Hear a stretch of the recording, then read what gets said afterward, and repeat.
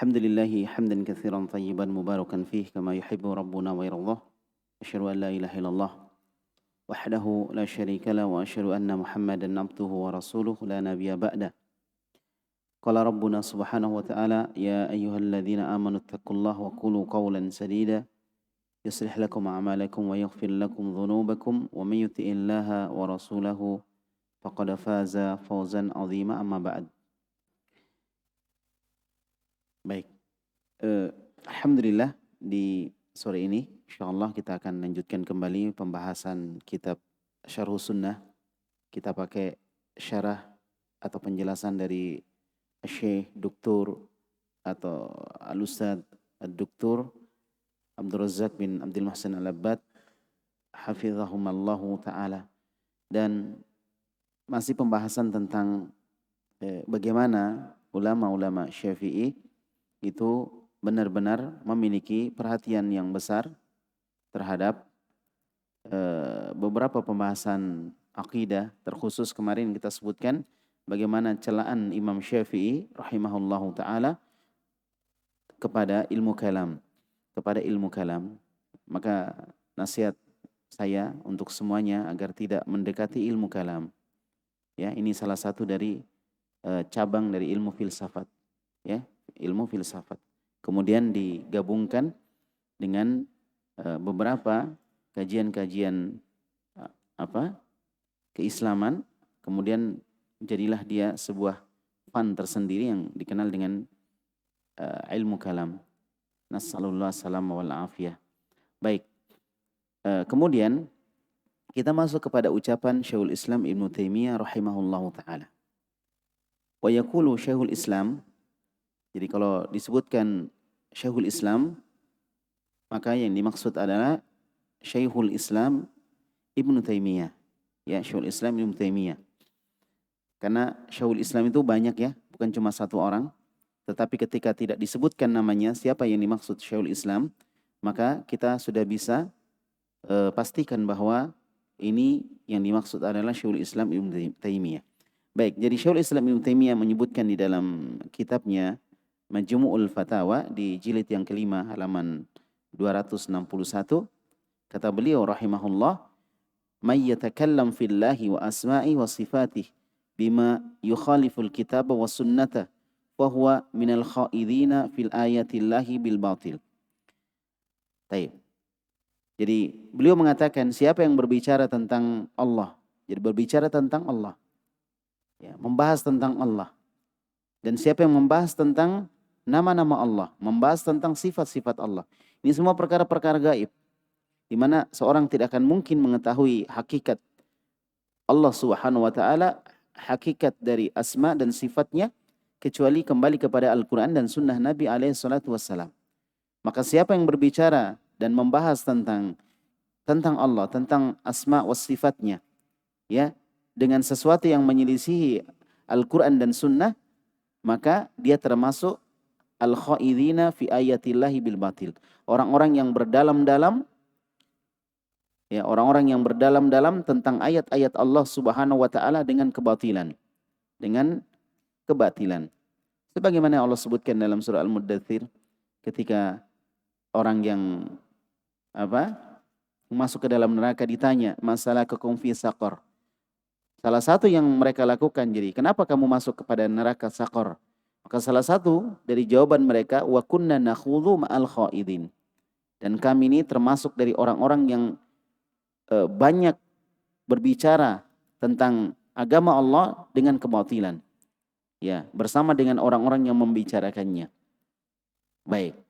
Nah, termasuk bentuk membicara atau berbicara tentang agama ini dengan kebatilan adalah berbicara tentang Allah, tentang asma dan sifatnya yang menyelisih Al-Quran dan sunnah, menyelisih kitabullah dan menyelisih sunnah Rasulullah sallallahu alaihi wasallam. Allah berfirman di dalam Al-Quran, "Wala taqfu ma laysa laka bihi ilm. Innas sam'a wal basar wal fuad kullu ulaika kana anhu mas'ula." Jangan kalian berbicara tentang sesuatu yang kalian tidak ketahui, atau berhentilah, ya, atau jangan kalian berhenti pada perkara yang kalian tidak ketahui. Ya, sesungguhnya pendengaran, penglihatan dan hati akan dimintai pertanggungjawaban oleh Allah Subhanahu wa taala. Wa katsiru min haula yansibu ila a'immatil muslimin ma lam yaqulu. Dan kebanyakan dari mereka itu menisbahkan dirinya, artinya menisbahkan diri, menempelkan dirinya, ya, menyandarkan dirinya kepada imam-imam kaum muslimin. Imam-imam kaum muslimin.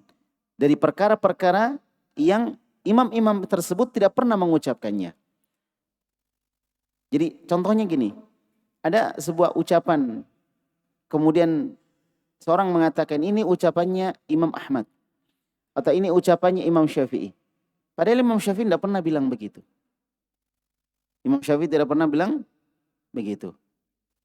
Ya, maka hal yang aneh yang sering kita singgung-singgung adalah ketika ada orang yang mengikuti Syafi'i di dalam madhab beliau, tetapi tidak mengikuti Syafi'i di dalam akidahnya. Kemudian mereka mempelajari dan meyakini akidah, ya, Asy'ariyah. Paham ya? Akidah Asy'ariyah. Setelah itu mengatakan bahwa ini akidahnya Syafi'i. Ini contoh. Ini akidah Syafi'i. Padahal mungkin Imam Syafi'i tidak pernah bilang seperti itu. Beliau tidak pernah berbicara seperti itu. Ya. Jelas ini. Oleh karena itu, kitab yang ditulis oleh Imam Al-Muzani yang kita sedang bahas ini, ya, walaupun masih muqaddimah yang kita bahas, ini menunjukkan bahwasanya Imam Syafi'i memiliki akidah yang berbeda dengan Asy'ariyah. Paham ya? Nanti insya Allah akan kita lihat. Nah kemudian, fa yansibuna ila Syafi'i wa Ahmad bin Hanbala wa Malikin wa Abi Hanifah minal i'tiqadat ma lam yaqulu. Kemudian mereka menyandarkan, ya, kepada Imam Syafi'i, kepada Imam Ahmad bin Hanbal, kepada Imam Malik, kepada Imam Malik. Taib. Dan juga kepada Imam Abu Hanifah dari keyakinan-keyakinan, dari akidah-akidah yang tidak pernah mereka ucapkan. Oh ini Imam Ahmad bilang begini, Imam Malik bilang begini. Padahal tidak pernah mereka ucapkan. Wa yaqulun liman ittaba'ahum. Kemudian mereka mengatakan kepada orang yang mengikuti mereka, hadza i'tiqadul imamil fulani. Ini adalah akidahnya Imam Fulan. Padahal mereka tidak pernah mengatakan seperti itu. Ya, makanya barakallahu fikum, jika akidah ini dirunut, diteliti sampai ke atas, maka kita akan dapatkan kesamaan akidah di antara para imam-imam Ahlussunnah wal Jamaah. Di antara imam-imam Ahlussunnah wal Jamaah. Dan kalau kita lebih teliti lagi, maka kita akan dapatkan bahwasanya kebanyakan akidah yang menyelisihi dari akidah imam Ahlussunnah wal Jamaah, para imam Ahlussunnah wal Jamaah, adalah akidah yang masuk dari jalur ilmu kalam. Dari jalur ilmu kalam. Atau bahasa kita dari jalur ilmu filsafat. Ya, dari jalur ilmu filsafat. Karena prinsip ilmu filsafat itu adalah meragukan segala sesuatu. Sebagaimana ucapan sebagian para filosof, ya, Yunani dan Romawi. Kata mereka, ragukan segala sesuatu. Nah kalau diragukan berarti muncul banyak pertanyaan. Dan pertanyaan itu dituntut untuk dijawab. Dan mereka akan menjawab sesuai dengan logika dia. Padahal tidak semua hal bisa dilogikakan. Harus pakai dalil. Harus pakai apa? Harus pakai dalil. Apalagi agama ini. Baik. Kemudian dikatakan fa'idha tulibu bin naqlis sahih.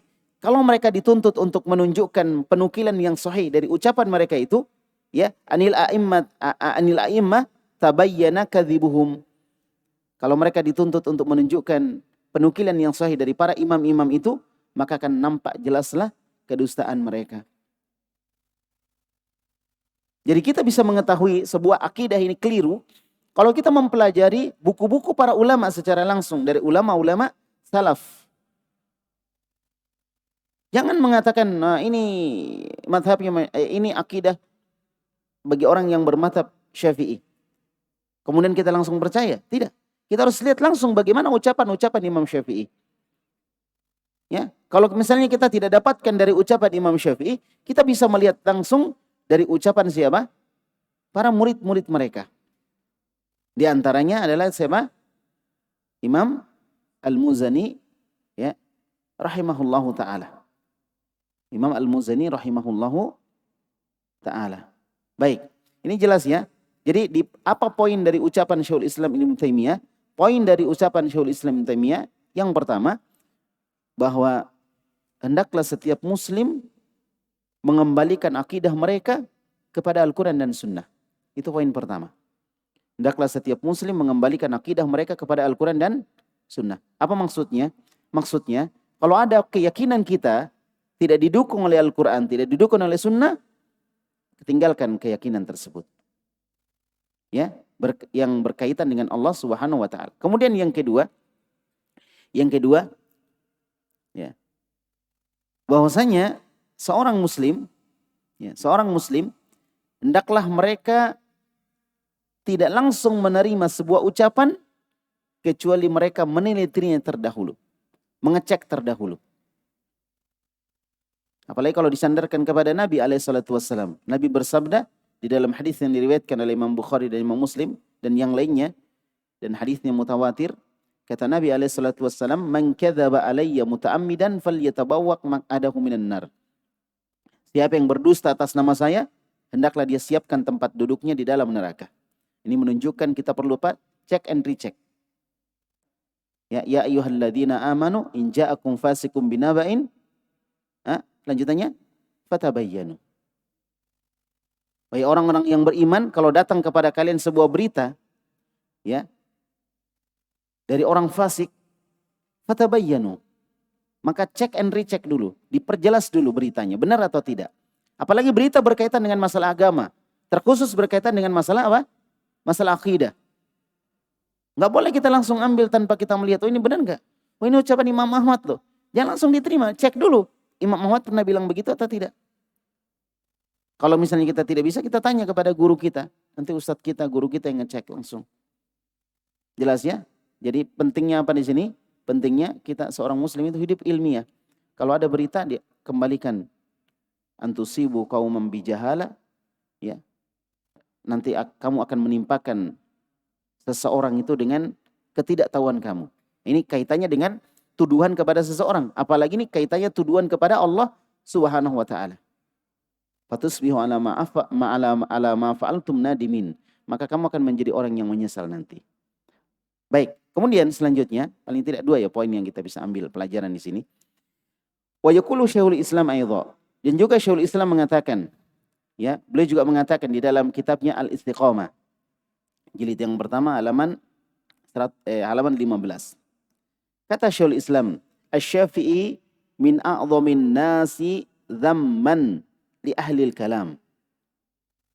Imam Syafi'i itu adalah manusia yang paling keras celaannya kepada ahlul kalam, kepada mereka yang mempelajari ilmu kalam dan mengajarkan ilmu kalam.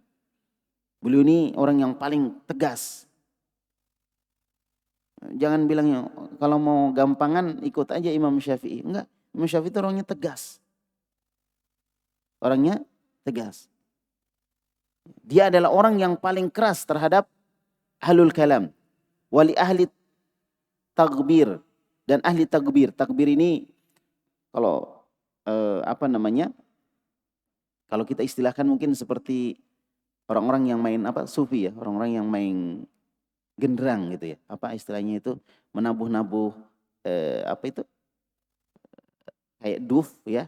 Atau alat musik yang terbuat dari kulit dipukul-pukul kemudian mereka menari-nari.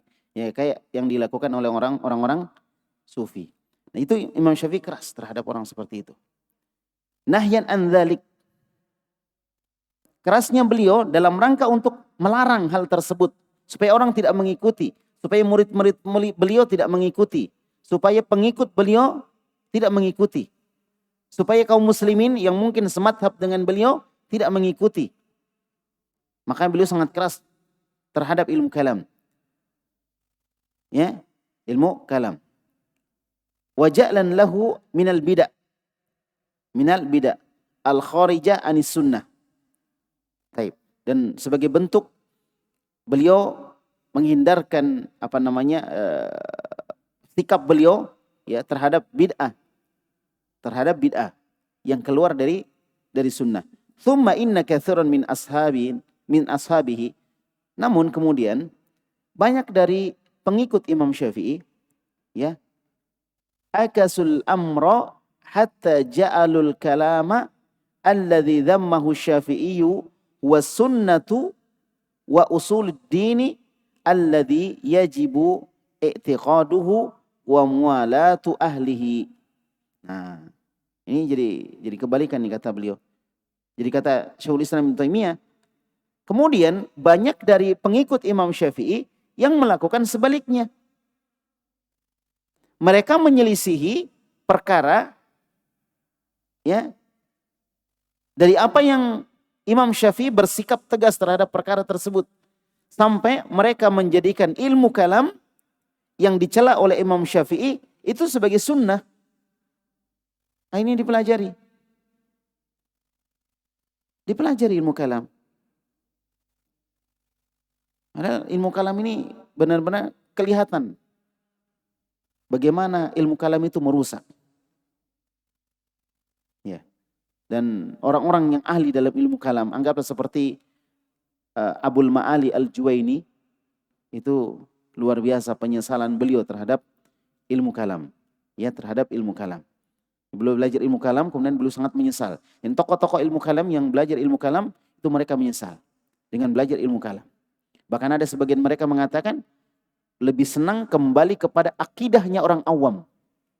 Lebih senang kembali kepada akidahnya orang awam. Tapi sudah terlanjur mereka belajar ilmu kalam, kadang mereka sudah tidak bisa lepas dari ilmu kalam. Ya, baik. Jadi Imam Syafi'i mencela, tetapi mereka anggap itu sunnah. Wa usuluddin. Dan dianggap sebagai pokok agama. Makanya kita lihat barakallahu fikum, di sebagian tempat ilmu kalam ini diistilahkan dengan usuluddin. Bahkan di fakultas usuluddin dipelajari ilmu kalam. Dipelajari ilmu kalam. Di fakultas usuluddin, kalian tahu artinya usuluddin? Usuluddin itu ada pokok agama. Agama apa? Dasar agama, akidah gitulah. Kalau kita dengar kalimat usuluddin, yang kita pahami apa? Akidah gitu kan. Tapi dalam fakultas usuluddin dulu ada fakultas usuluddin. Nah, salah satu jurusan dari fakultas usuluddin itu adalah akidah filsafat. Padahal fakultasnya apa? Usuluddin. Jurusannya akidah filsafat. Saya dulu ada teman, dia di usuluddin. Dan memang kebetulan masuknya di akidah filsafat. Dia dari pesantren. Pintar baca kitab. Ya. Nah, kemudian dia masuk di usuluddin akidah filsafat. Sampai dia tinggalkan sholat. Dia bilang, nanti saya sholat kalau saya yakin Allah. Coba. Padahal dari pesantren loh. Bukan orang biasa, dari pesantren pintar baca kitab. Dia masuk ke usuluddin jurusan akidah filsafat. Dia senior saya, waktu itu saya masih di Aliyah. Nah, dia datang karena di sudut kuliah, dia datang, dia ngajar. Situ kita tahu, oh begini. Ya, pemahamannya, pemikirannya. Dan dia cerita seperti itu. Masya Allah. Ya, nasallallahu salamu wal afiyah. Bayangkan, dia tinggalkan sholat. Dia bilang, nanti dia sholat, kalau dia sudah yakin tentang Allah. Berarti dia ragu. Ini disebabkan oleh apa? Iya, tiap hari pembahasannya tentang filsafat atau istilahnya ilmu kalam. Dan dimasukkan ke dalam istilah usuluddin. Na'udzubillah. Usuluddin.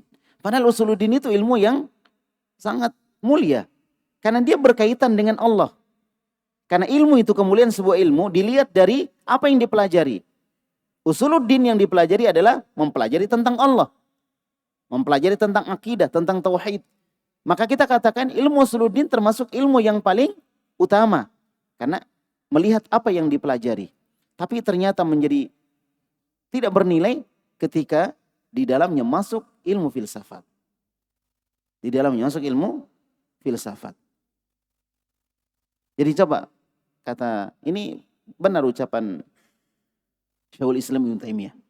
Bahkan mereka anggap itu sunnah dan menganggap itu sebagai usuluddin, dasarnya agama yang wajib untuk diyakini. Nah, yang wajib untuk diyakini. Wa muwalatu ahlihi, dan berloyalitas dengan orangnya, orang-orangnya yang meyakini seperti itu. Ini kan kalau saya semoga antum nggak tersentuh dengan ilmu ini. Ya.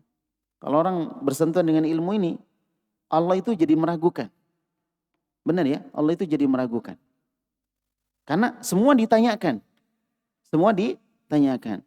Padahal ketika ada hal yang ditanyakan, ya, dan itu kita tidak tahu, ya kita berlindung kepada Allah dan ucapkan amantu billah. Saya beriman kepada Allah. Tinggalkan. Nah ini enggak. Semakin dia penasaran, semakin dia bertanya. Akhirnya semakin jauh dia. Kemudian waja'alu mujibal kitab was sunnah alladhi madahahu syafi'iyu wal bid'ah allati yu'aqabu ahluha.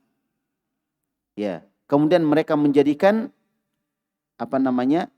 mujibal kitabi was sunnati alladhi madahahu asy-Syafi'i. Jadi sebagai sesuatu yang melawan Al-Qur'an dan sunnah yang telah dipuji oleh Imam Syafi'i rahimahullahu taala. Ya, jadi dia mereka menjadikan itu sebagai sebuah kewajiban, seperti kewajiban terhadap Al-Quran dan Sunnah untuk mempelajari ilmu kalam wal iyadu billah. Tayyib. Wa huwa al-bid'ah allati yu'aqabu ahluha. Dan dia adalah perkara bid'ah yang ahlinya, orang-orangnya akan diancam dengan iqab. Akan diancam dengan iqab. Jadi barakallahu fikum, ya ini hal yang harusnya kita jauhi. Ya, cukuplah Al-Quran dan Sunnah di dalam pembahasan akidah. Apalagi dalam masalah akidah itu tauqifiyah. Tauqifiyah itu maksudnya tidak bisa dipahami, tidak bisa dimengerti, tidak bisa diketahui kecuali kita kembali kepada Al-Quran dan Sunnah Nabi Muhammad SAW. Gak bisa dengan akal, gak bisa. Akal kita ini terbatas. Akal kita terbatas. Tayyib. Coba ya, salah satu bukti bahwa ini merusak, contoh misalnya. Ketika dalam Al-Quran disebutkan Ar-Rahmanu 'alal arsy istawa. Apa artinya? Allah Ar-Rahman ada di atas arsy. Apa yang Allah lakukan? Istiwa. Istiwa itu artinya apa? Irtafa'a wa 'ala. Jadi di atas tinggi. Allah ada di atas arsy. Dan arsy ada di atas langit. Allah ada di atas. Sudah jelas, dipahami. Tetapi kalau kita bahas dari ilmu kalam, belum selesai. Muncul pertanyaan, kalau Allah di atas arsy, berarti Allah butuh dong dengan arsy. Masa sih Tuhan butuh dengan arsy? Akhirnya dibahas. Akhirnya muncul sebuah pemahaman bahwa istiwa maknanya istaula, menguasai, bukan di atas. Ya kan? Pernah dengar? Nah, itu. Kenapa muncul itu? Karena muncul pertanyaan. Kenapa muncul pertanyaan? Itulah salah satu dari bahayanya ilmu kalam. Sedangkan seorang muslim ketika dikatakan Allah beristiwa, kata Abdullah bin Abbas, tinggi di atas, ya udah, itu kita pahami Allah tinggi di atas arsy, di atas langit. Selesai. Jangan dipikir nanti ini Allah berarti butuh kepada makhluknya. Oh enggak sampai ke situ. Contoh pertama. Contoh kedua, Nabi bersabda di dalam hadis, yang zilu rabbuna ila sama'id dunya. Ya. Fi thuluthil lail fi ila sama'id dunya fi thuluthil akhir minal lail. Nabi menyebutkan Allah turun ke langit dunia di setiap sepertiga malam yang terakhir. Setiap sepertiga malam terakhir. Sudah dipahami gitu kan? Jadi setiap sepertiga malam terakhir kita pahami Allah turun ke langit dunia, apa yang kita lakukan? Berdoa, bermunajat kepada Allah, meminta, salat, ibadah, beristighfar, bertaubat. Di mana Nabi menyebutkan Allah mencari hamba-hambanya yang bertaubat, Allah akan ampuni. Allah mencari hambanya yang meminta, Allah akan kasih. Allah cari hambanya yang beristighfar, Allah akan maafkan. Kan gitu. Jadi kerja kita harusnya apa? Paham, Allah turun ke langit dunia, setelah itu kita minta berdoa, selesai. Tapi karena ada ilmu filsafat, ada ilmu kalam, maka dia muncul pertanyaan. Kalau Allah turun ke langit dunia, misalnya di Indonesia, berarti nanti ketika bergeser waktu, Allah turun lagi ke sana. Bergeser lagi waktu, Allah turun lagi ke sana. Jadi Allah nggak pernah naik dong, turun terus. Akhirnya lain akidahnya. Itu contoh ya. 2 contoh ini insya Allah udah cukup. Karena 2 contoh ini yang viral. Nah, yang viral aja kita cukupkan. Ya kan? Jadi akhirnya dia bilang apa? Oke, kita terima hadisnya. Tetapi jangan dipahami seperti pemahaman kalian. Harus dipahami begini gitu. Yang pemahamannya begitu. Istiwa diartikan menguasai. Istaula. Nah, inilah bahayanya ilmu filsafat. Jadi sebenarnya kita sudah sampaikan di pembahasan kita sebelum-sebelumnya ya. Bahwa akidah itu mudah. Dengar, pahami, amalkan, yakini. Selesai. Selesai kan? Kalau Allah di atas, Allah ada di atas langit. Sebagaimana ketika seorang budak wanita ditanya, aina Allah? Ditanya oleh Nabi, di mana Allah? Maka dia bilang Allahu fis sama, Allah di atas langit. Selesai, kita paham Allah di atas langit. Tapi ketika dalam ilmu filsafat muncul pertanyaan.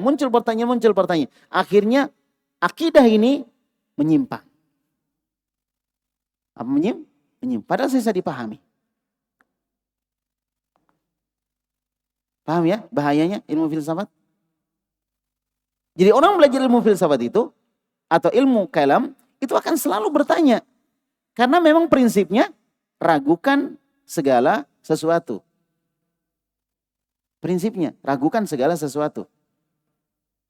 Saya lupa ini ucapan siapa, yang jelas salah satu dari filosof Yunani atau Romawi. Ya, mungkin Descartes atau yang lainnya itu. Jadi ini menunjukkan bahwa ilmu filsafat itu bahaya ketika dia masuk dalam pembahasan akidah. Baik, wa qala rahimahullah.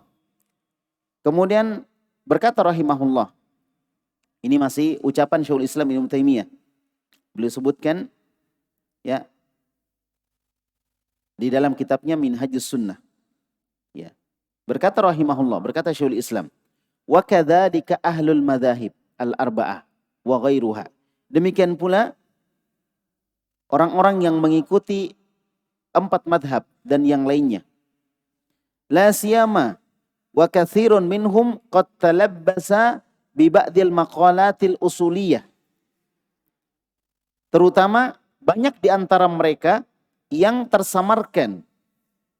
Ya, bahasanya mungkin ini tersyubhat dengan sebagian pembahasan usuliyah.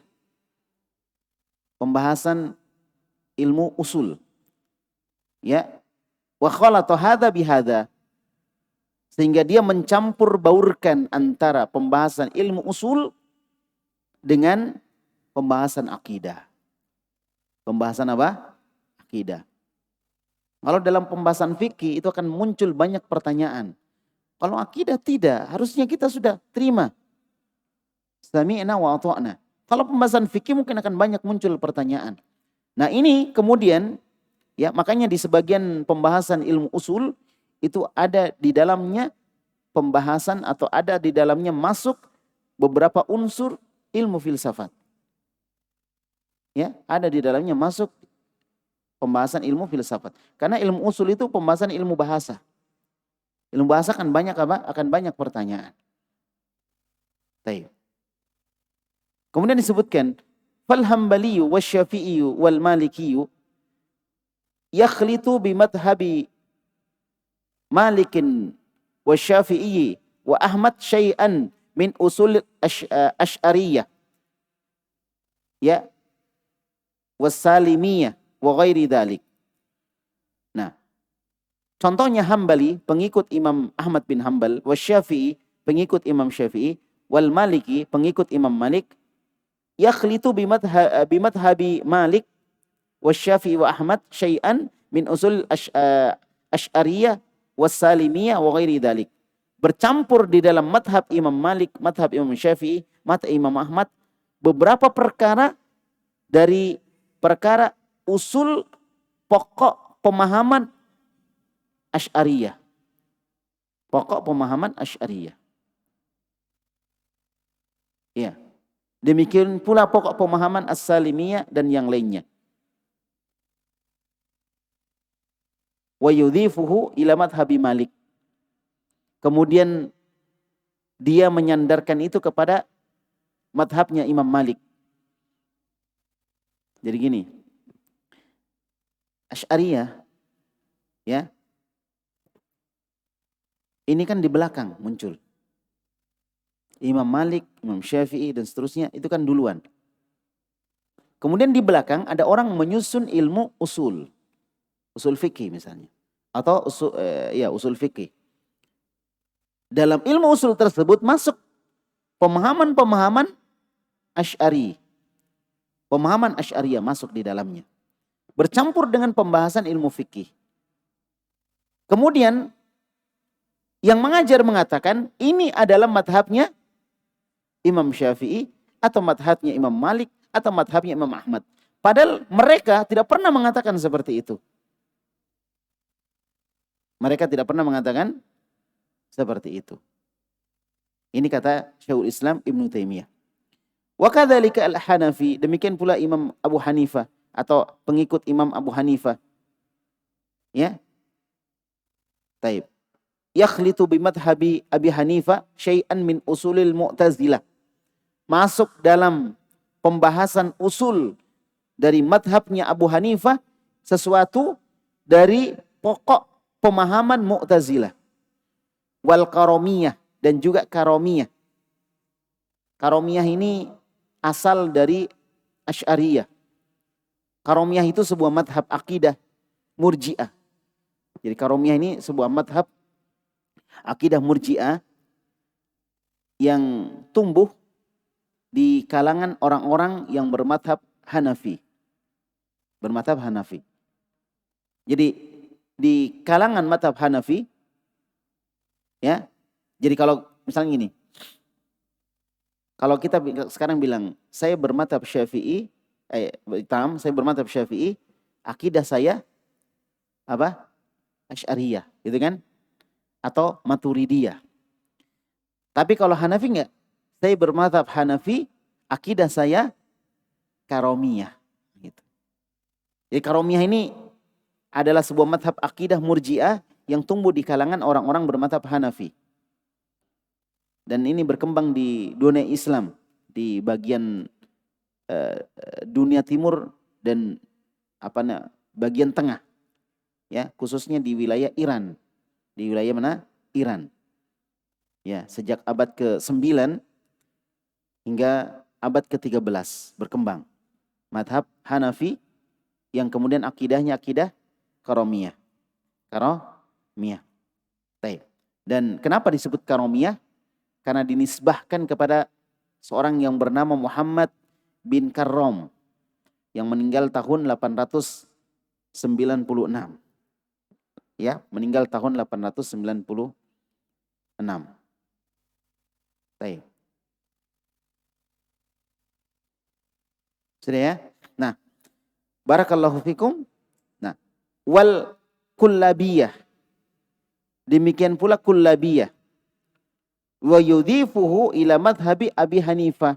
Kemudian disandarkan kepada madhabnya Imam Abu Hanifah. Imam Abu Hanifah. Makanya terkadang ketika kita belajar usul fikih, mungkin ada 1-2 pembahasan itu masuk dalam ilmu kalam. Masuk dalam apa? Ilmu kalam. Taib. Nah kemudian ilmu usul ini dibawa kepada ilmu akidah.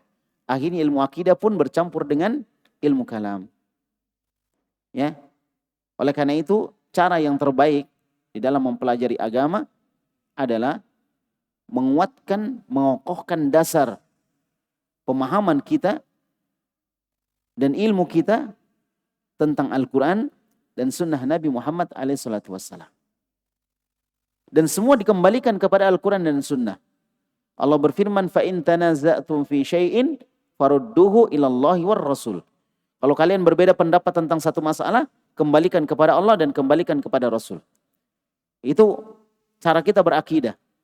Cara kita berakidah.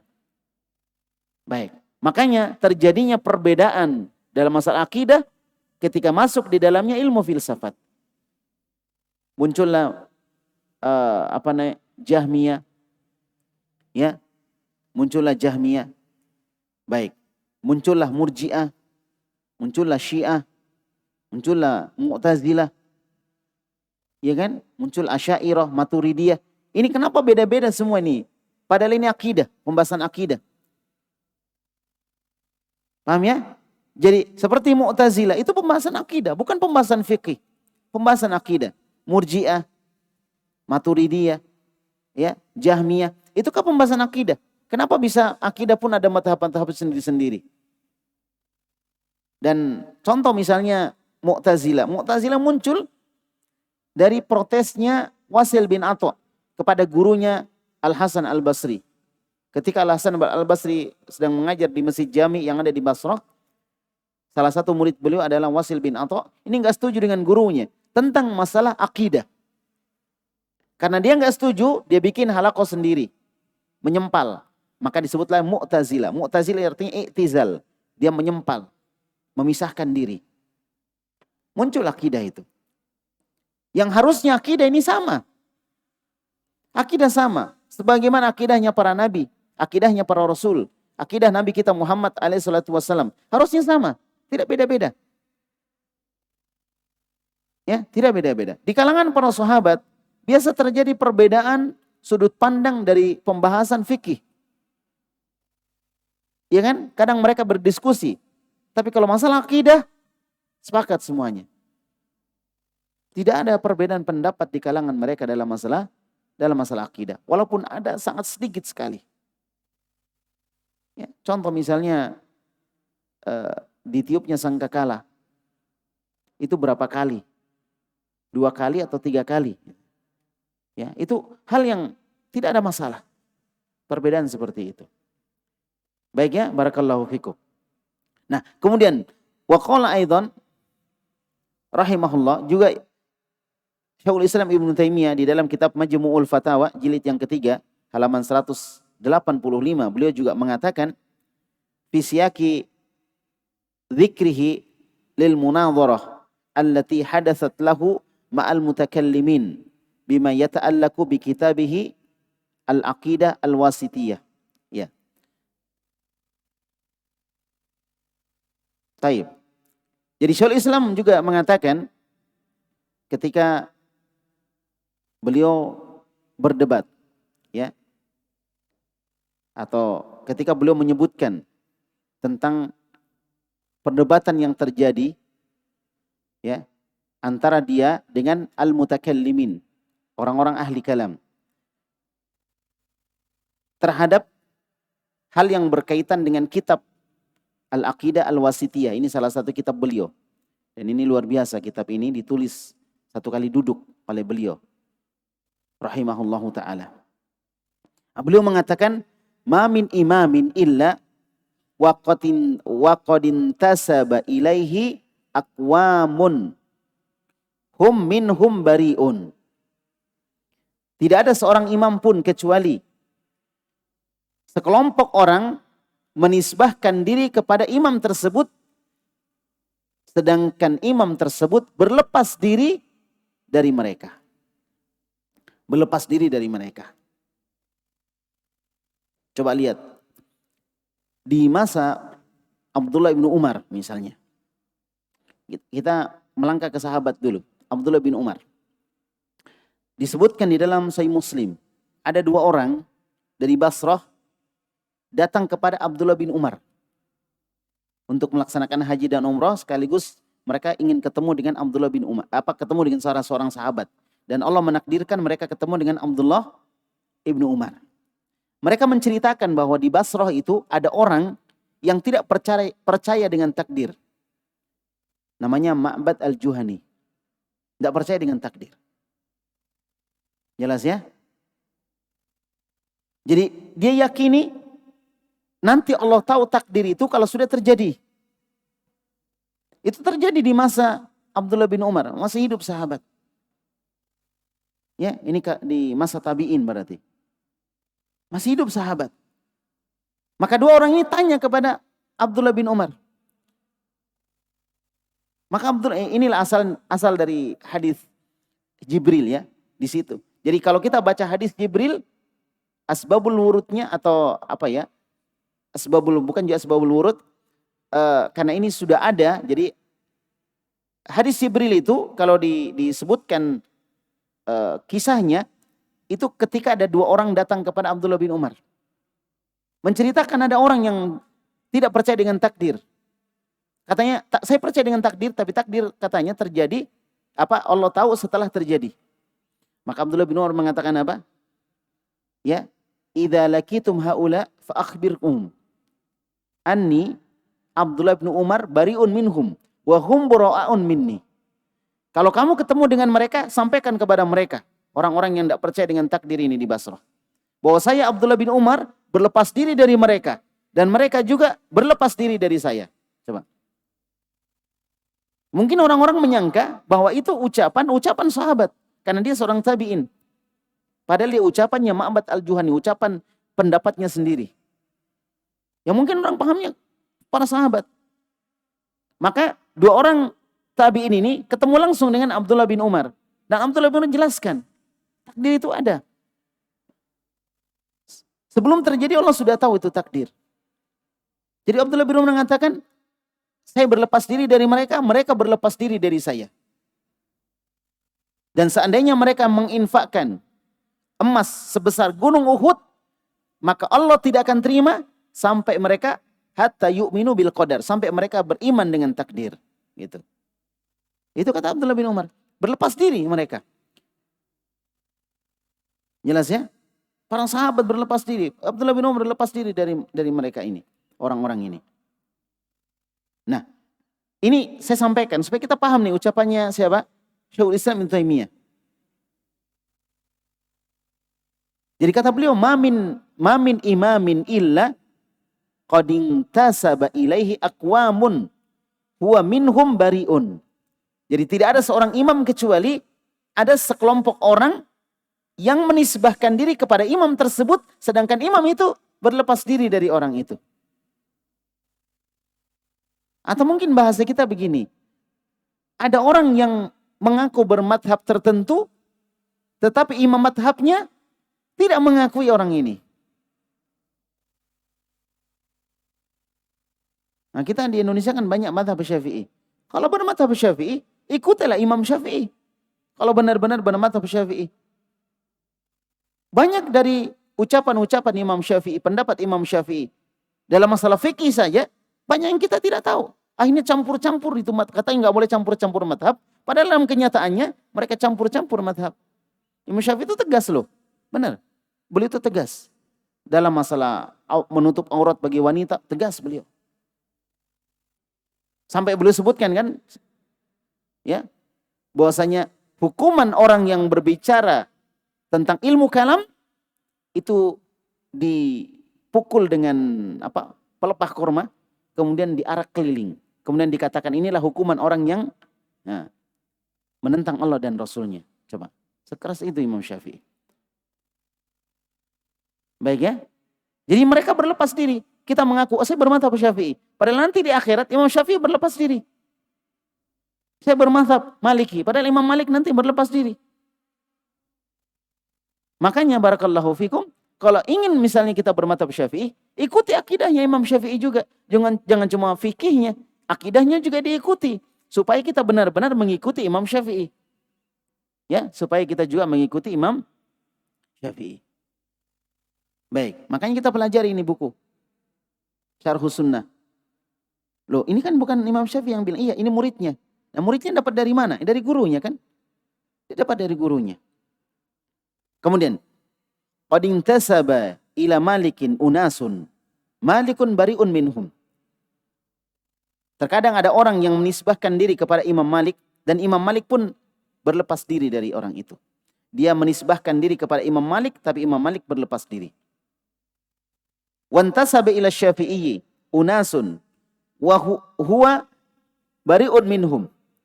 Dan ada sebagian manusia juga menisbahkan diri kepada Imam Syafi'i, mengatakan saya bermadzhab Syafi'i. Tetapi Imam Syafi'i bari'un minhum, berlepas diri dari orang itu. Wantasaba ila Abi Hanifah unasun huwa bari'un minhum. Dan ada juga yang menisbahkan diri, menyandarkan diri kepada Imam Abu Hanifah. Sedangkan Imam Abu Hanifah berlepas diri dari mereka itu semua. Ini ibarat sebuah syair yang mengatakan kullun yadda'i waslan bilaila wa laila la tukiru an dzaka. Jadi semua orang mengaku punya hubungan dengan Laila, tetapi Laila mengingkarinya. Jadi orang, saya ada hubungan dengan Laila, padahal Laila mengingkarinya. Samalah kita ya. Saya ada hubungan dengan ini. Misalnya ada seorang pejabat ya, saya ada hubungan dengan dia. Ya. Dia itu termasuk orang kampung saya, orang dekat saya dan lain sebagainya misalnya kan. Padahal itu pejabat mengingkarinya.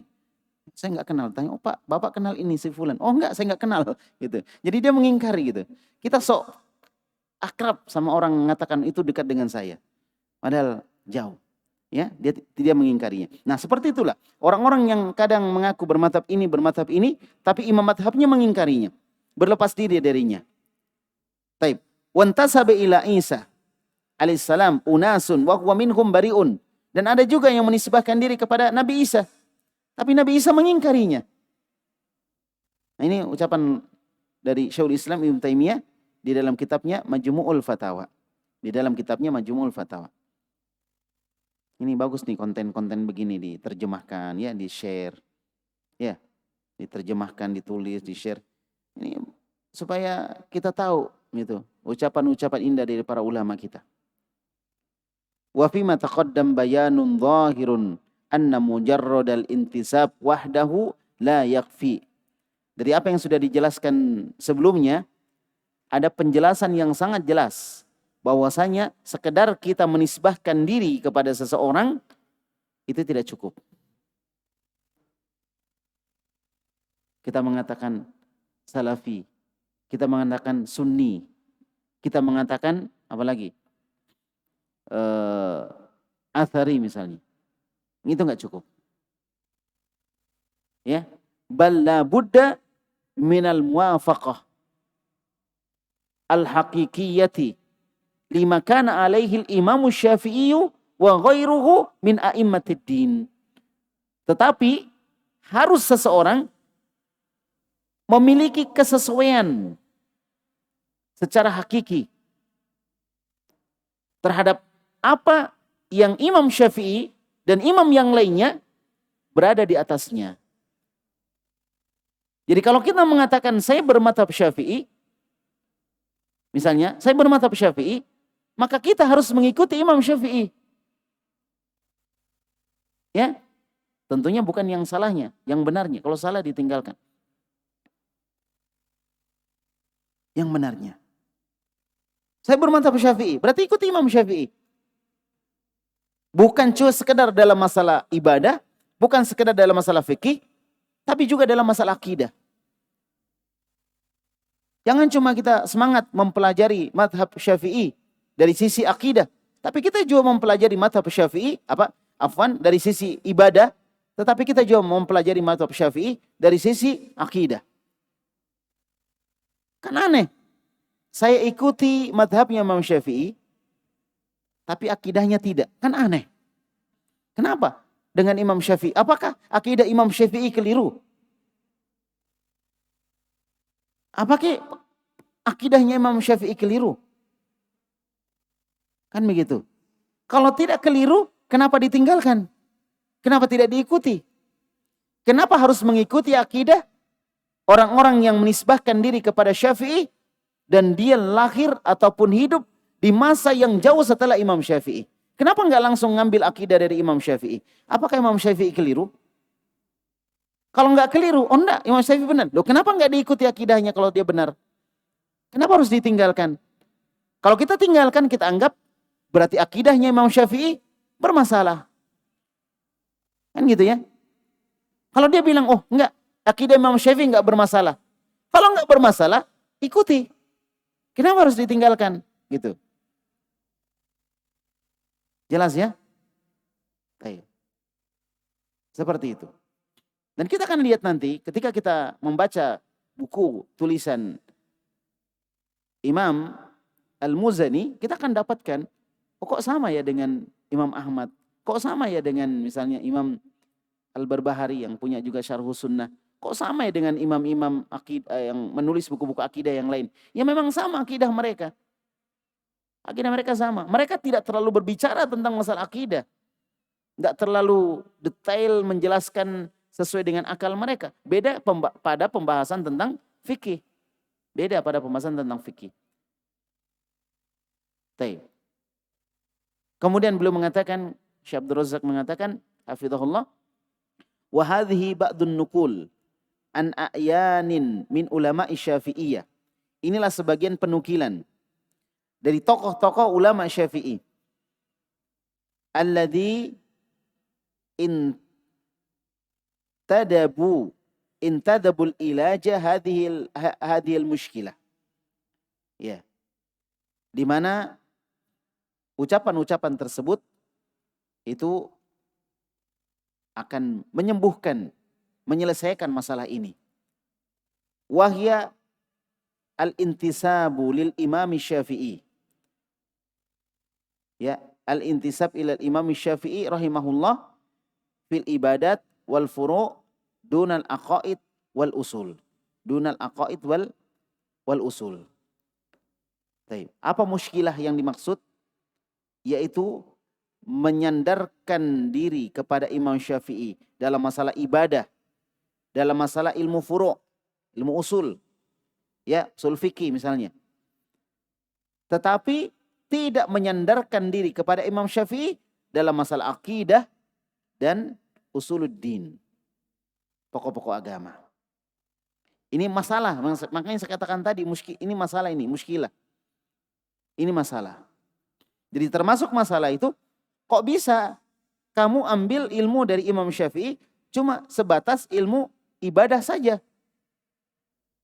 Sampai kalian berdalam-dalam dalam masalah ilmu ibadah. Kenapa ilmu akidahnya Imam Syafi'i nggak diambil? Ini kan muskilah namanya. Ini muskilah. Maka di sini kemudian Syekh menyebutkan ucapan beberapa tokoh-tokoh Syafi'i. Ya, ucapan beberapa tokoh-tokoh Syafi'i, ulama-ulama Syafi'i. Wa min haula'il ulama alladzina ankaru dzalik, ya, al-Imam Abdul Hasan Muhammad ibnu Abdul Malik Al-Karji rahimahullah, tuwfiya sanata 32 wa 500. Ya. Jadi di antara ulama tersebut, ya, yang mengingkari hal tersebut, mengingkari orang yang cuma sekedar mengambil fikih dari Imam Syafi'i tapi tidak mengambil masalah akidah dari Imam Syafi'i. Di antara yang mengingkarinya adalah Imam Abdul Hasan Muhammad bin Abdul Malik Al-Karji. Kita sudah sebutkan sirah beliau di pembahasan kita sebelumnya. Nanti dimurojah kembali. Ya, beliau meninggal tahun 532 Hijriah. Waqad taqaddama dzikruhu anifan, dan baru saja, bukan baru saja, kalau kita sudah lama ya. Sudah lama kita sebutkan tentang beliau, ya, sejarah beliau, biografi beliau. Fa innahu sannafa, ya, al-adida minal muallafat wal kutub an-nafi'ah. Dan beliau banyak menulis tulisan-tulisan dan kitab-kitab yang bermanfaat. Walahu kitabun nafi'un aidan fil i'tiqad mafkudun. Dan beliau juga punya kitab yang sangat bermanfaat di dalam masalah akidah. Nah, tetapi kitabnya sudah mafkud, sudah enggak didapatkan lagi. Jadi banyak sebenarnya kitab ulama bagus-bagus, cuma hilang. Ya, hilang. Karena memang dulu banyak kejadian-kejadian peperangan dan lain sebagainya dengan orang-orang di luar Islam, pada saat itu. Dan kemudian salah satu yang mereka binasakan adalah kitab-kitabnya para ulama. Kenapa kitab dibinasakan, dihancurkan? Bahkan ada yang ditenggelamkan di sungai. Karena sumber kekuatan kaum muslimin itu pada ilmu. Kalau terputus ilmu kaum muslimin dengan ilmu para pendahulunya, maka kaum muslimin di akhir zaman ini akan menjadi lemah. Sehingga Imam Malik rahimahullah, Malik bin Anas rahimahullah pernah mengatakan, la yasluhu akhiru hadhil ummah illa bima saluha awwaluha. Umat sekarang ini tidak akan jadi baik umat sekarang ini kecuali mengikuti apa yang telah membuat baik umat terdahulu. Apa yang membuat baik umat terdahulu? Perhatian besar mereka terhadap ilmu agama. Itu yang membuat baik umat terdahulu. Nah, kalau ilmunya diputus dengan cara dihancurkan kitabnya, buku-bukunya, selesai kita. Maka di antara buku-buku itu banyak yang hilang. Tapi alhamdulillah Allah tetap menjaga. Sebagian buku-buku para ulama, penjelasan tentang Al-Quran, penjelasan tentang hadis dan lain sebagainya, buku fikih, buku akidah, itu masih banyak dijaga oleh Allah Subhanahu wa taala. Tetapi ada buku yang hilang dari tulisan seorang ulama bermadzhab Syafi'i. Ya. Dan judulnya kata beliau, Al-Fusul fil Usul anil a'immatil fuhul ilzaman li dzawil bid'ah wal fudul. Baik. Ini panjang judulnya. Ini berkaitan dengan masalah masalah akidah. Berkaitan dengan masalah akidah dan bantahan kepada mereka yang memiliki perkara-perkara bid'ah. Dzakara fihi min kalam Syafi'i. Di dalam buku itu beliau menyebutkan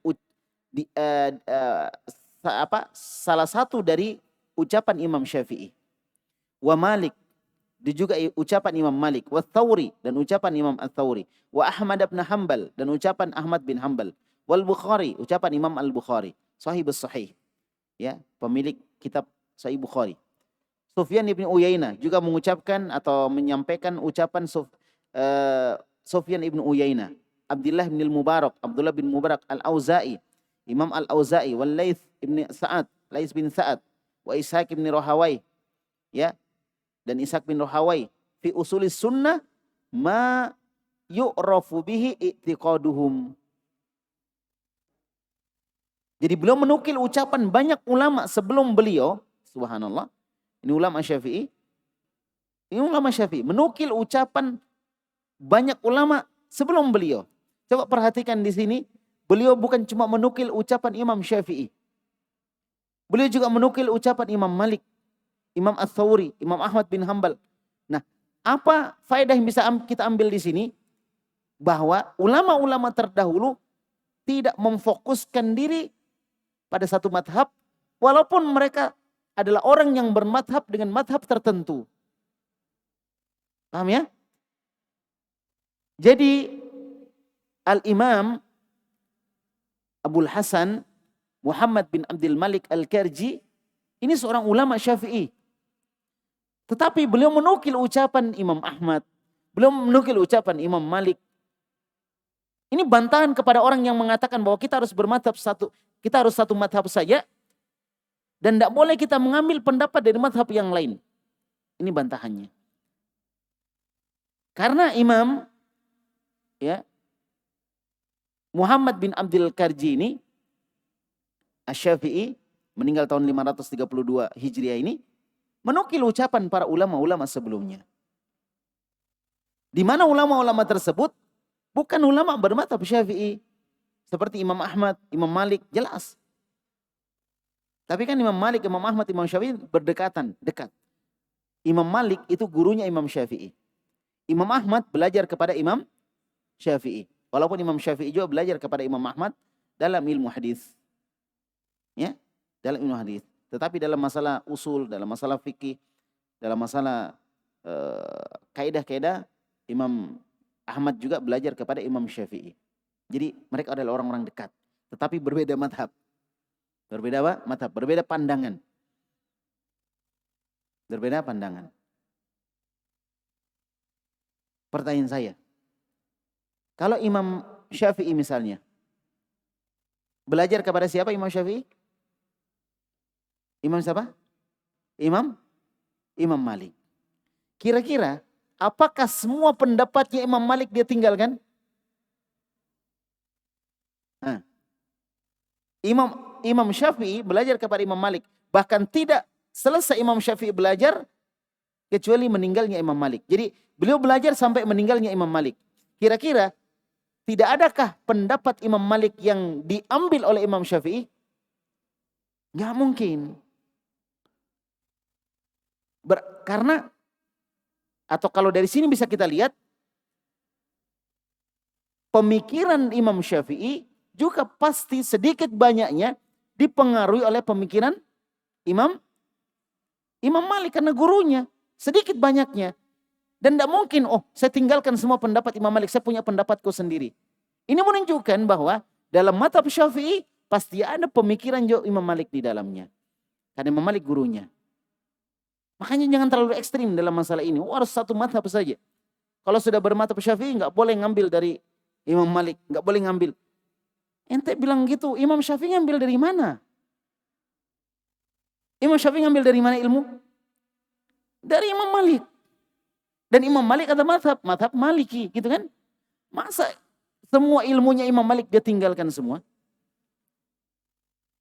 Demikian pula Imam Ahmad. Beliau juga belajar kepada Imam Syafi'i. Ngapain dia belajar kepada Imam Syafi'i kalau semua pendapat Imam Syafi'i akan dia tinggalkan semua? Untuk apa dia belajar kepada Imam Syafi'i? Jelas ini? Demikian pula untuk apa Imam Syafi'i bertanya kepada Imam Ahmad, wahai Ahmad, kalau ada hadis yang diriwayatkan oleh ahli hadis, apakah dari Basra, apakah dari Kufah atau dari negeri yang lain yang sampai kepada kamu, sampaikan juga kepada saya.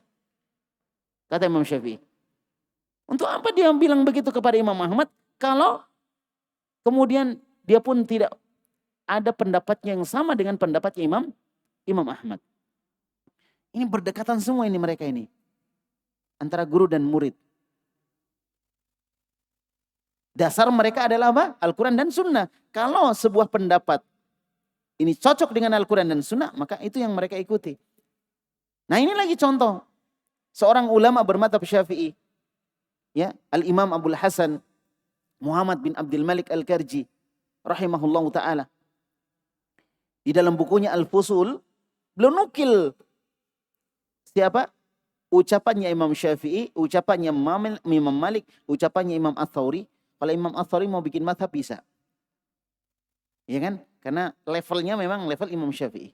Ini levelnya mirip-mirip levelnya. Imam Ahmad, Imam Bukhari dan seterusnya. Sufyan ibnu Uyainah. Ini banyak ulama dinukil pendapatnya. Jadi jangan berpikir bahwa ulama-ulama itu berpendapat, tidak ada ulama pendahulunya. Atau dia berpendapat sendirian tanpa terpengaruh oleh pendapat ulama-ulama sebelumnya. Yang dipikir seperti itu. Bahkan ilmu agama ini turun-temurun dari Nabi SAW sampai ke bawah. Dan mereka ikuti seperti itu. Apalagi dalam masalah apa? Masalah akidah. Apalagi dalam masalah akidah. Baik ya. Nah, kemudian di sini disebutkan fi usulis sunnah ma yu'rafu bihi i'tiqaduhum. Dalam perkara usulus sunnah, apa usulus sunnah? Pokok-pokok agama atau masalah akidah yang diketahui bahwa itulah keyakinan mereka, keyakinan orang-orang itu. Wa dzakara fi tarajimihim ma fihi tanbihun ala maratibihim wa makanatihim fil Islam. Dan beliau juga menyebutkan tentang biografi mereka-mereka ini. Ya, tentang juga di dalamnya ada tanbih, ada warning ya, tentang kedudukan dan tempat mereka para imam ini di dalam Islam. Wa dzakara annahu iktasara fi naqli anhum. Dan beliau juga menyebutkan bahwa beliau cuma mencukupkan diri dengan menukil dari ucapan ulama-ulama sebelum beliau. Enggak nambah-nambah. Jadi kalau kita lihat sebenarnya akidah ini dari dulu, dari Nabi terus sampai sekarang ini harusnya sama. Karena ulama-ulama kita dulu, kerja mereka di dalam masalah ilmu akidah itu cuma menukil, tidak menambah. Menukil, bukan menambah. Bagaimana akidahnya Rasulullah, itulah akidahnya para sahabat. Bagaimana akidahnya para sahabat, itulah akidahnya para tabi'in. Cuma apa masalahnya tadi yang kita sebutkan? Muskilah apa kita? Muskilahnya apa?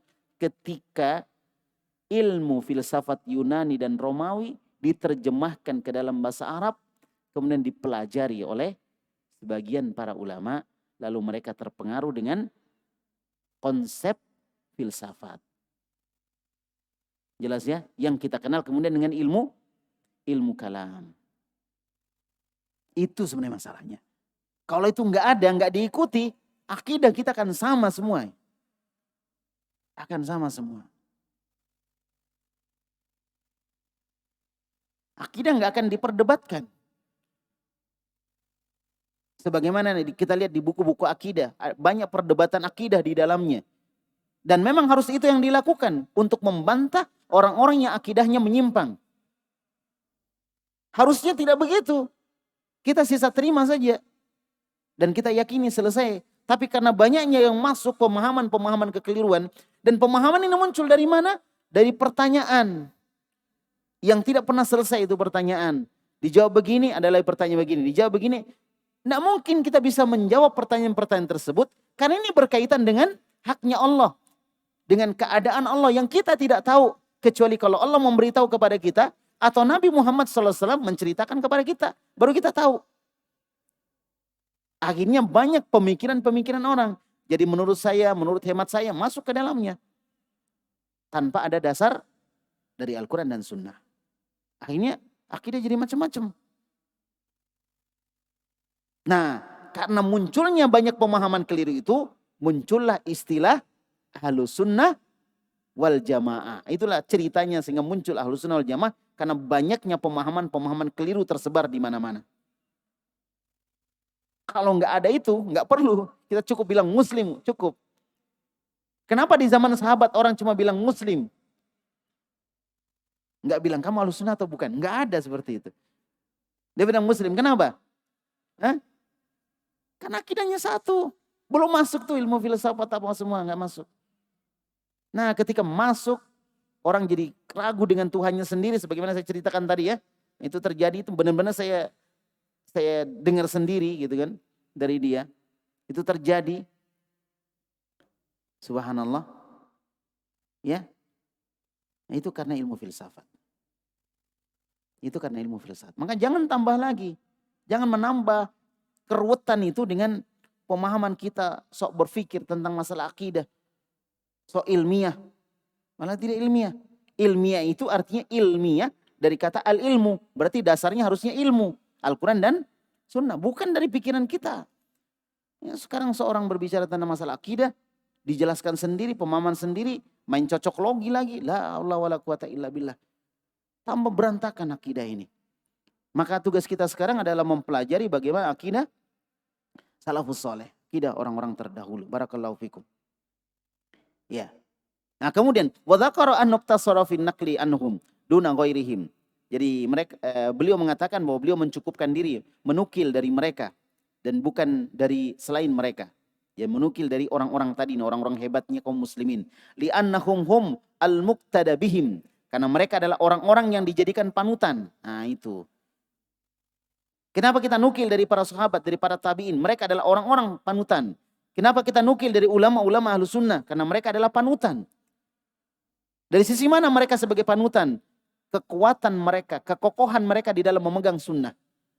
Dan tidak terpengaruh akidah mereka dengan akidah yang banyak berseliweran di sekitar mereka. Dari akidah yang menyimpang, dari akidah Ahlus Sunnah wal Jamaah. Makanya kita contoh mereka. Ya. Taib. Wal marju' ya syaraqan wa gharaban ila madhahibihim.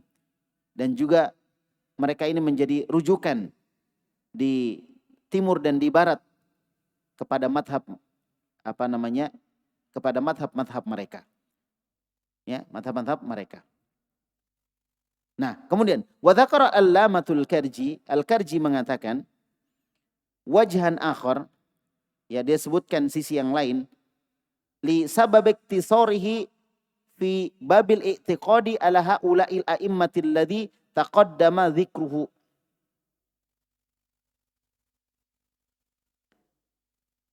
Baik.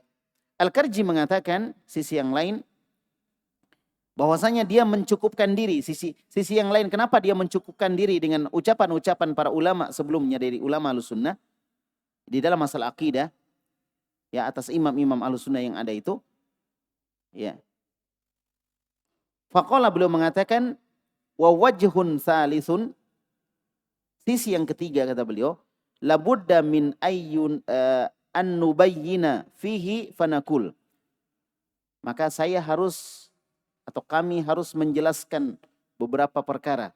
Maka kami katakan inna fin naqli an haula'i ilzaman lil hujjati ala kulli man yantahilu madhhaba imamin yukhalifuhu fil aqidah. Ya, sesungguhnya di dalam penukilan perkara-perkara akidah dari imam-imam mereka para imam itu untuk ilzaman, ya, memastikan hujjah, dalil kepada setiap orang yang menganut sebuah madhab dari imam tertentu yang menyelisihi akidah. Yang menyelisihi akidah. Jadi dia menganut madhab imam tertentu, kemudian mengambil sebuah akidah, tetapi akidahnya menyelisih akidah imam-imam tersebut. Sebagaimana tadi ucapan Syekhul Islam Ibnu Taimiyah. Syekhul Islam Ibnu Taimiyah. Fa inna ahaduhuma la mahalata yudhallilu sahibahu au yubaddi'uhu au yukaffiruhu. Ya. Karena keduanya, ya, itu pasti yudhallilu sahibahu. Ya. Jadi kenapa orang-orang ini tidak mengambil akidah dari para imam-imam itu? Kemungkinan mereka ini yudhallilu sahibahu. Mereka menyesatkan orangnya. Kalau nggak sesat, kenapa akidahnya nggak diambil? Gitu. Makanya dinukil ucapan-ucapan para imam-imam terdahulu. Untuk membuktikan bahwa akidah mereka adalah akidah yang lurus dan pantas untuk diikuti. Diambil. Jangan ditinggalkan. Au yubaddiuhu, atau mengatakan mereka akidahnya akidah yang baru, akidah bid'ah. Au yukaffiruhu, atau mengkafirkannya. Fantihalu madhabihi ma'a mukhalafatihi lahu fil aqidah. Karena madhabnya diikuti, tetapi akidahnya diselisihi. Ya, diselisih. Mustankarun, ya, mustankarun wallahi syar'an wa tauba'an. Dan ini perkara yang diingkari, baik secara syar'i atau secara tabiat. Secara syar'i atau secara tabiat. Maksudnya gini loh. Imam Syafi'i rahimahullah. Kita bahasnya Imam Syafi'i karena akidah Imam Syafi'i kita bahas. Itu akidahnya lurus. Kenapa nggak diambil? Gitu maksudnya. Kalau Anda tidak ambil, maka tadi disebutkan, mungkin Anda menyesatkan Imam Syafi'i. Oh enggak sesat kok. Terus akidahnya kenapa nggak diambil? Kenapa kok ngambil akidah siapa? Asy'ariyah. Kok bukan akidahnya Imam Syafi'i diambil? Kalau dia mengatakan Asy'ariyah kan Syafi'i juga. Ya, oke, Asy'ariyah Syafi'i. Tapi apakah Asy'ariyah itu ngambil akidah dari Imam Syafi'i? Madhabnya Syafi'i, tapi akidahnya bukan. Karena akidah Imam Syafi'i adalah akidah Ahlussunnah wal Jamaah, bukan akidah Asy'ariyah. Kok bukan akidah Asy'ariyah? Loh, Asy'ariyah kan di belakang munculnya. Bukan Imam Syafi'i udah meninggal, Asy'ariyah belum lahir. Kenapa bisa Imam Syafi'i mengambil akidah Asy'ariyah? Yang benar Asy'ariyah harusnya ngambil dari akidahnya siapa? Imam Syafi'i. Ya, Abul Hasan Al-Asy'ari. Ya, walaupun setelah itu beliau bertobat ya. Ada yang pernah saya bawa juga di sini buku beliau Al-Ibanah an Usulud Diyanah. Itu tentang penjelasan tentang usuluddin, pokok-pokok agama. Nah, di situ jelas bahwa dia mengikuti pendapatnya Imam Ahmad. Sebutkan akidah beliau. Itu bagus tuh kalau dibahas. Tapi sebagian orang-orang Syafi'i bilang, wah itu buku nggak benar. Nggak bisa dipertanggungjawabkan. Itu bukan tulisannya Syekh Abul Hasan Al-Asy'ari gitu katanya. Nah, buku itu tercetak, dipelajari di banyak negara. Ya, barakallahu fikum. Jelas ya? Baik. Jadi akhirnya beliau mengikuti akidahnya Imam Ahmad bin Hambal. Akidahnya Imam Ahmad bin Hambal. Masya Allah. Kemudian, waman qala ana syafi'iyyu syar'i wa asy'ariyul i'tiqadi. Di antara mereka ada yang mengatakan saya ini adalah Syafi'i secara syar'i. Jadi syariatnya ikut Syafi'i, ibadahnya gitu. Asy'ariyul i'tiqadi, tetapi akidah saya adalah akidah Asy'ariyah. Akidah Asy'ariyah.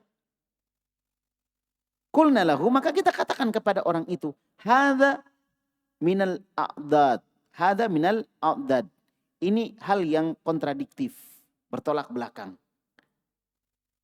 Ya. La bal minal irtidad. Bal minal irtidad. Bahkan ini adalah bentuk penolakan.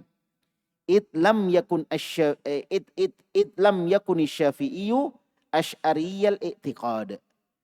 Karena Imam Syafi'i akidahnya bukan akidah Asy'ari. Nah, kita bilang tadi itu. Karena Asy'ari di belakang munculnya kan. Imam Syafi'i duluan. Imam Syafi'i meninggal tahun 204 Hijriah. Lahirnya tahun 150 Hijriah. Jadi meninggal Imam Abu Hanifah 150, nah Imam Syafi'i lahir di situ. Ya. Jadi Imam Syafi'i lahir tahun 150, meninggal tahun 204 Hijriah. Tahun 204 Hijriah. Ya, Asy'ari di belakang, Abul Hasan Al-Asy'ari. Jelas ini ya? Masya Allah. Jadi Syafi'i bukan orang yang berakidah Asy'ari, bukan. Ya kan? Nah, namanya Asy'ari berarti nisbahnya kepada siapa? Abul Hasan Al-Asy'ari gitu. Berarti dia adalah akidahnya Abul Hasan Al-Asy'ari. Apakah Imam Syafi'i bermadzhab Abul Hasan Al-Asy'ari dari sisi akidah? Jadi jelas tidak. Karena Abul Hasan Al-Asy'ari meninggalnya di belakang. Ya. Faman qala, dan ada orang yang mengatakan ana hambaliyun fil furu', mu'taziliyun fil usul. Saya ada seorang Hambali, pengikutnya Ahmad bin Hambal dalam masalah furu'. Ini maksudnya dalam masalah ibadah, dalam masalah fikih. Mu'taziliyun fil usul. Tapi dalam masalah usuluddin, saya orang yang bermadzhab Mu'tazilah. Berarti bukan Hambali dong. Kalau Hambali berarti harusnya mengikuti fikihnya, mengikuti juga akidahnya, gitu yang benar. Masa dibeda-bedakan? Berarti tadi disebutkan, berarti kamu salahkan Imam Ahmad bin Hambal. Ya, kamu anggap menyimpang dia. Nah, kan? Kalau enggak menyimpang ya udah, ambil akidahnya. Jadi jangan mengatakan ana hambaliyun fil furu', mu'taziliyun fil usul, tapi katakan ana hambaliyun fil furu' wal usul. Nah, gitu yang benar. Saya seorang Hambali dalam masalah fikih ya, dan juga dalam masalah usuluddin, dalam masalah akidah. Nah, gitu. Itu yang benar. Jangan dipisah-pisahkan, dibeda-bedakan. Karena seakan-akan kita mengatakan akidahnya mereka keliru. Padahal Masya Allah Imam Ahmad bin Hambal ini dipuji. Ketika orang-orang tidak tahan dengan siksaan penguasa saat itu, yang memaksa mereka untuk mengucapkan apa? Al-Quran itu makhluk. Imam Ahmad bertahan. Sampai sebagian ulama sebutkan, ya seandainya sebagian orang disiksa sebagaimana Imam Ahmad disiksa, maka dia pasti akan mati. Imam Ahmad bertahan sampai 4 generasi pemerintahan. Bayangkan. Yang memiliki pemahaman Mu'tazilah. Taib. Kulna, maka kita katakan, qad dalalta idzan an su'alis sabil, an sawa'is sabil. Ya, fima taz'umu. Ya. Maka kita katakan, kalau begitu kamu telah tersesat dari jalan yang lurus. Terhadap apa yang kalian sangka itu. Itlam yakum Ahmad mu'taziliyyad din wal ijtihad. Karena Imam Ahmad itu bukanlah seorang Mu'tazilah. Ya, bukanlah seorang Mu'tazilah. Bukan orang yang berpaling dari agama. Ya, dan waktu itu kan akidah pemerintah saat itu adalah akidah Mu'tazilah. Tapi Imam Ahmad gak ikut. Berarti Imam Ahmad bukan orang yang berpemahaman Mu'tazilah. Taib. Kemudian disebutkan wa qad iftutina aidan khalqun minal malikiyah bi madhahibil asy'ariyah. Kemudian ada sebagian kelompok yang terfitnah dari orang-orang Malikiyah dengan madhab Asy'ariyah. Jadi orang-orang Malikiyah tapi madhabnya Asy'ariyah. Madhab fikihnya Maliki. Tapi madhab akidahnya Asy'ari. Ini sampai sekarang juga kadang saya pusing juga. Kenapa bisa dibeda-bedakan begitu? Kenapa enggak ambil satu? Memangnya mereka ini cuma tahu fikih gitu loh. Ya kan? Mereka ini imam-imam besar. Enggak mungkin mereka cuma tahu fikih. Padahal zaman mereka dekat dengan zaman Nabi. Di mana zaman Nabi, zaman sahabat, zaman tabi'in. Itu perhatian mereka terhadap ilmu akidah, ilmu tauhid. Itu besar. Sebagaimana perhatian Nabi Muhammad SAW. Bayangkan 12 tahun di Mekah. Bahkan 13 tahun. Itu mengajarkan akidah. Belum ada syariat. Waktu itu belum ada syariat perang. Bahkan sholat itu disyariatkan di akhir-akhir. Di akhir-akhir masa Mekah. Nggak mungkin lah orang-orang yang dekat zamannya dengan Nabi tidak punya perhatian kepada akidah, tauhid. Sedangkan orang di zaman sekarang saja banyak orang-orang yang punya perhatian kepada akidah, kepada tauhid. Itu nggak mungkin. Jadi kesimpulannya apa? Kesimpulannya bahwa imam-imam itu bukan cuma mereka sekedar tahu ilmu fikih, tetapi mereka juga tahu ilmu akidah, itu jelas. Nggak mungkin tidak tahu ilmu akidah. Terus kenapa kalian tidak ngambil ilmu akidah dari mereka? Kenapa cuma ambil fikihnya saja? Sehingga membingungkan. Saya bermadhab Maliki dalam masalah fikih. Tetapi saya bermadhab Mu'tazilah dalam masalah akidah. Kan membingungkan. Padahal Mu'tazilah sejarah munculnya itu karena menyempal keluar dari majelisnya siapa? Al-Hasan Al-Basri. Jadi sejarah munculnya aja nggak bagus. Dia meninggalkan seorang ulama tabi'in yang terkenal, diakui seluruh dunia dari dulu sampai sekarang. Seorang ulama Basrah bernama Al-Hasan Al-Basri. Ditinggalkan oleh Wasi bin Atha, bikin kelompok sendiri, bikin pemahaman sendiri yang dikenal dengan apa? Mu'tazilah. Kalau kamu memang beda pendapat wahai Wasil bin Atha, kenapa Anda tidak tetap duduk di majelisnya Al-Hasan Al-Basri? Terus diskusi.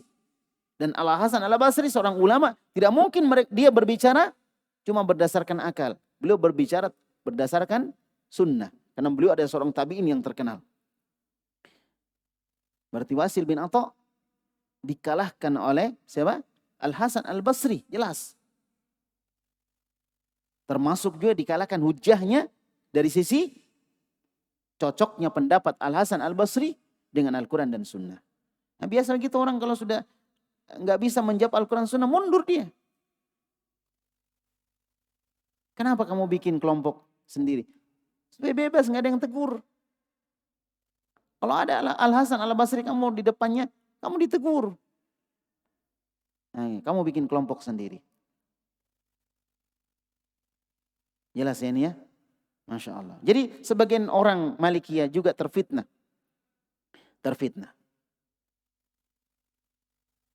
Di mana mereka mengatakan bermadhab Maliki ya dalam masalah fikih, tetapi mereka juga mengatakan bermadhab Asy'ari secara apa? Secara akidah. Wa hadhihi wallahi subbatun arun wa faltatun ta'udu bil wabali wan nakali. Maka ini demi Allah adalah sebuah cacian, syubbah. Ya, arun, pelecehan. Ya, dan kesalahan yang kembali kepada ketidakcocokan. Kembali kepada ketidakcocokan. Ya. Wasu'uddar ala muntahili madhahibi haula'il a'immatil kibar. A'immatil kibar. Ya, jadi mereka seperti kita sebutkan tadi bahwasanya mereka enggak cocok dengan gurunya. Padahal gurunya adalah orang-orang yang terkenal. Mazhabnya jelas, pemahamannya jelas, pemikiran jelas. Guru dari gurunya juga jelas. Dan mereka selalu berpegang pada Al-Quran dan Sunnah. Sebagai contoh misalnya, Imam Abu Hanifah.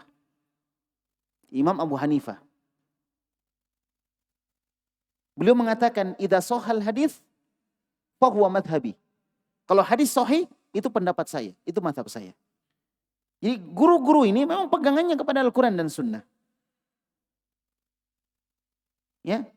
Dan kekeliruan mereka, misalnya ada ulama yang keliru mungkin tergelincir kesalahan, Imam Ahmad kah, Imam Abu Hanifah kah, Imam Syafi'i kah, itu karena pendapat mereka tidak mencocoki hadis disebabkan mungkin mereka belum tahu ada hadis tersebut. Karena enggak semua hadis bisa dikuasai seluruhnya tanpa ada yang luput pada seseorang, satu orang. Makanya lihat Imam Syafi'i. Ada al-qaulul qadim, ada al-qaulul jadid. Pendapat lama dan pendapat baru. Dan itu berbeda, bertolak belakang. Pendapat lamanya Imam Syafi'i dengan pendapat barunya bertolak belakang. Jadi kata Imam Abu Hanifah, kalau hadisnya telah sahih, itu pendapat saya. Demikian pula siapa? Demikian pula Imam Malik setelah Imam Abu Hanifah. Kata Imam Malik, kullun yu'khad wa yutrok ila sahibu hadzal qabr. Semua orang itu bisa diambil pendapatnya dan bisa dibuang pendapatnya. Kecuali orang yang berada di kubur sana itu. Kuburnya Nabi Muhammad SAW. Karena beliau mengajar di Masjid Nabawi. Artinya pendapatnya Nabi nggak bisa dibuang. Diambil. Ini mereka pegangannya Quran Sunnah. Demikian pula muridnya Imam Malik, yaitu Imam Syafi'i. Man istabana lahu sunnatu Rasulullah sallallahu alaihi wasallam la yahillu lahu ayyada'a liqaulin akhar. Barang siapa yang jelas di depan matanya sunnah Rasulullah, maka tidak halal bagi dia untuk meninggalkan sunnah cuma gara-gara mengikuti pendapat orang lain. Coba ya, para imam-imam ini pegangannya Al-Quran dan Sunnah. Ini yang membuat sebagian orang yang tidak mau berpegang dengan Al-Quran dan Sunnah merasa kepanasan, akhirnya menyempal, bikin pemahaman pemikiran sendiri. Barakallahu fikum. Baik ya, ini baru satu dari ulama Syafi'i. Kesimpulan dari penukilan Imam Abul Hasan Muhammad bin Abdul Malik Al-Karji Asy-Syafi'i yang meninggal tahun 532 Hijriah, bahwasanya beliau menukil ucapan-ucapan para imam. Menukil ucapan-ucapan para imam tentang masalah apa? Tentang masalah usuluddin atau tentang masalah akidah. Tentang masalah apa? Akidah. Dan beliau mencukupkan diri dengan ucapan-ucapan para imam tersebut tanpa beliau menambah-nambah lagi. Ini bukti apa? Ini bukti bahwasanya imam-imam tersebut akidahnya lurus. Dan kalau orang sekelas Abul Hasan Muhammad bin Abdul Malik Al-Karji mengambil pendapat imam-imam tersebut, masa kita di zaman sekarang ini tidak mengambil pendapat dari mereka? Barakallahu fikum. Ya, insya Allah akan kita lihat lagi ulama-ulama yang lainnya di pembahasan kita yang akan datang.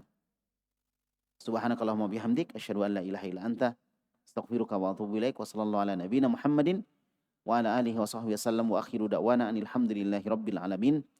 Assalamualaikum warahmatullahi wabarakatuh.